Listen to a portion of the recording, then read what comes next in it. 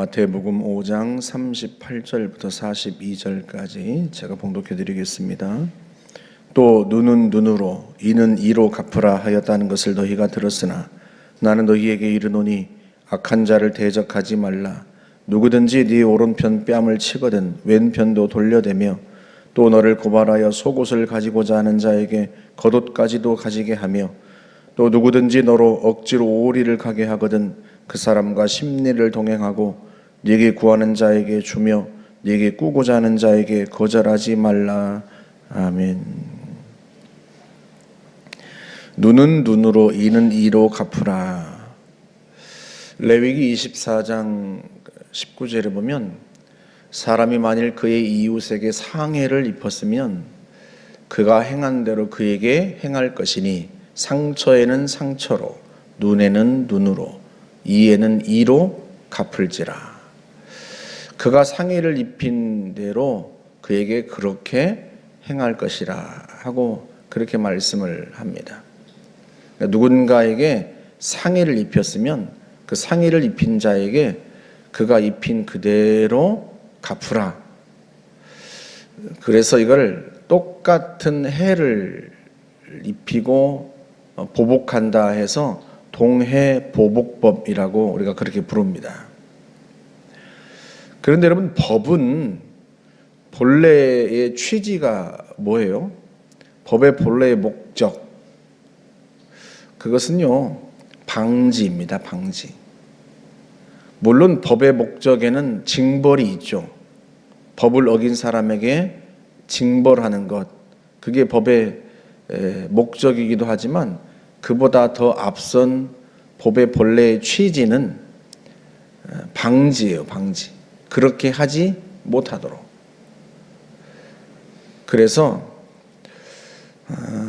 이 동해보복법의 목적은 똑같이 갚으라, 똑같이 징벌하라, 같은 해를 입힌 그대로 같은 해를 입혀서 보복하라, 그 징벌이 목적이라기보다는 사실은요 그렇게 되지 않도록 방지하는 게 본래의 취지예요.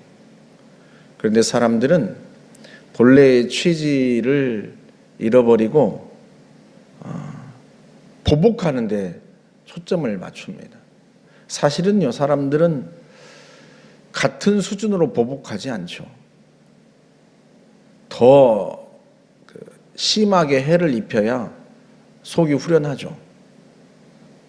누군가 내 눈을 상하게 했으면 내가 눈이 상한 그대로 그에게 갚아주는 게 아니라 나는 한쪽 눈을 잃었으면 그는 두 쪽 눈을 다 잃게 만들어야 속이 시원하고 후련하고, 사람은요 같은 수준으로 보복하면 속이 성에 안 차요. 더 심하게 보복해야 성에 차죠. 그게 사람의 악한 본성에서 나오는 행위입니다. 그래서 본래는 이 동해보복법은 징벌이 목적이라면 사실은 더 심하게 보복하지 않고 딱 그 정도만 보복하도록 하는 게 목적이 있죠. 하지만 그 보복과 징벌의 목적 이전에 법의 본래의 취지는 그렇게 하지 않도록 하는 데 목적이 있어요. 남을 상하게 하지 않는 데 목적이 있어요. 그래서 누군가의 눈을 상하게 한다면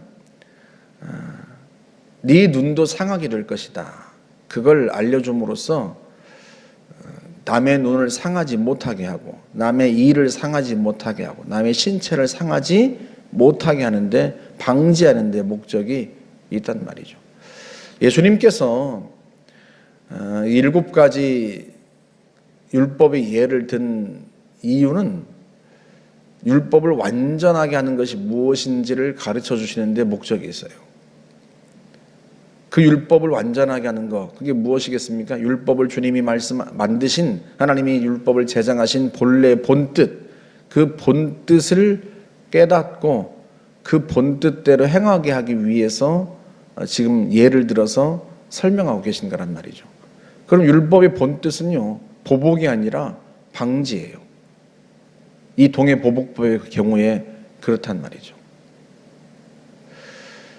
그렇게 방지가 목적인데 그럼에도 불구하고 누군가가 이웃을 상하게 했다면, 누군가 나를 상하게 했다면 똑같이 보복하라. 그게 아니라 주님은 뭐라고 말씀하세요? 악한 자를 대적하지 말라. 왜? 율법의 본 뜻을 생각하면 그렇단 말이에요. 내가 눈을 잃었으면 내 눈이 얼마나 소중해요. 내가 눈을 잃은 그 고통, 그 아픔 그대로 살아간다면 이게 얼마나 힘든 일이에요. 그런데 내가 눈을 상했으면 내가 내 눈을 상하게 한 사람의 눈을 그대로 상하게 하면 그도 얼마나 힘든 세월을 살겠어요. 그러니까 사실은요, 그가 나에게 상처를 입힌 그대로 내가 그에게 상처를 입혔다고 해서 내 마음이 시원하게 되는가? 그렇지도 않고 내가 당하는 고통을 그도 똑같이 당하면서 산단 말이죠. 그렇게 하지 말라는 거예요. 왜? 내가 얼마나 고통스러운지를 안다면 그 고통을 다른 사람에게 되갚아주지 말아라. 그러니까 보복을 끊으라는 뜻이에요. 그게 주님의 말씀입니다. 얼마나 내가 고통스러운지를 안다면 남에게 그 고통을 똑같이 안겨주지 마라. 사실은 그게 법을 제정한 목적이기도 한단 말이죠. 내 눈이 얼마나 소중한지를 안다면 남의 눈을 상할 수 있겠습니까? 내 손과 발이 얼마나 소중한지를 안다면 남의 손과 발을 상하게 할 수 있겠어요? 그럴 수는 없어요. 그런데 이게 내 눈이 상하고 내 손과 발이 상하기 이전에만 그런 게 아니라 그 이후에도 그렇단 말이죠. 그래서 보복하지 말라. 내가 내 신체가 소중한지를 안다면 남의 신체도 소중한 줄 알고 그에게 그대로 갚지 말라. 이게 참 어려운 일이죠. 보복하지 않는 것. 결국은 그를 용서하라는 뜻입니다. 그런데 용서처럼 참 어려운 게 없어요.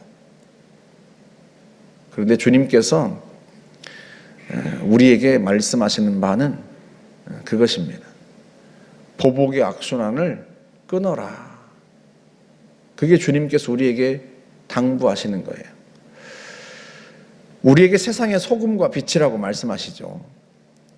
세상의 소금이고 세상의 빛인데 그 빛과 소금이 그 맛을 잃으면 의미가 없단 말이죠. 빛은 어두운 데를 비추어야 하고요. 소금은 짠맛으로 음식을 상하지 않게 해야 한단 말이죠. 그게 그 본래의 그 성질, 빛의 성질, 소금의 성질, 그걸 잃으면 하나님의 아들이라 하나님의 딸이라 볼 수 없어요. 그리스도인에게는, 주님의 제자에게는 제자의 성질, 제자의 본성이 있어요. 그 본성은 그렇지 않은 사람과는 다르죠. 그래서 세상 사람들과는 다르게 살아야 된다 하는 게 주님의 말씀이고, 그 다르게 사는 것은 하나님께서 말씀하신 율법, 그 율법의 본래의 뜻을 알고 그 본래의 뜻에 맞게 사는 겁니다. 그 본래의 뜻에 맞게 사는 것이란 다른 게 아니에요. 내 것이 소중한 만큼 남의 것이 소중한 줄 알고 그 소중함을 지켜줄 줄 알아야 된다는 뜻인데, 그러려면 보복을 끊어내야 된다는 거예요. 무엇으로? 용서로. 내일 다시 보겠습니다만, 다음 주에 다시 보겠습니다만, 더 나아가죠. 원수를 사랑하라 하는 데까지 예수님은 더 나아가서 말씀하십니다. 용서하지 못하면 원수는 어떻게 사랑하겠어요? 그러니 우리가 주님이 우리에게 말씀하신 대로 용서할 줄 알아야 하고요. 그걸 실천해내야 합니다. 그 용서가 우리에겐 참 쉽지 않은 일이라서, 나에게 상해를 입힌 사람, 나에게 마음의 상처를 주든 육체의 상처를 입히든 재물의 손해를 입히든 그 손해를 입힌 사람에게 되갚지 않고 용서하는 일이 참 어렵습니다만, 그럼에도 불구하고 내 것이 소중한 줄 안다면 나라도 주님의 제자라면 그렇지 않은 사람과 똑같이 생각하고 행동하는 게 아니라 달라야 된다.